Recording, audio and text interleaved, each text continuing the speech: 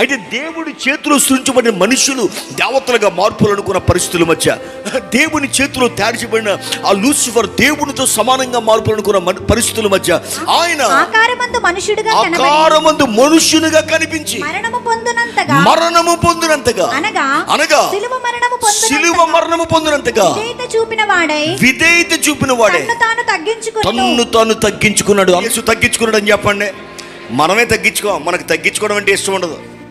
యేసు ప్రభు గారు ఈరోజు నీ జీవితంలో కనుక యేసు ప్రభుల యొక్క మహిమ, ఆయనలో ఉన్న శక్తి, సిలువలో ఉన్న శక్తి, ఆయన రక్తంలో ఉన్న శక్తి, ఆయనలో ఏ అభిషేకం పనిచేస్తుందో అది నీ జీవితంలో, నీ కుటుంబంలో, పరిచర్యలో, నీ ఫ్యామిలీలో పనిచేయాలంటే ఈరోజు అందరూ హయ్యర్ పొజిషన్స్ వెతుకుతున్న పరిస్థితుల మధ్య, పేరు వెతుకుతున్న పరిస్థితుల మధ్య, పొజిషన్ వెతుకుతున్న పరిస్థితుల మధ్య, ఘనత మహిమ వెతుకుతున్న పరిస్థితుల మధ్య యేసు ప్రభు భూలోకానికి వస్తున్నాడంట.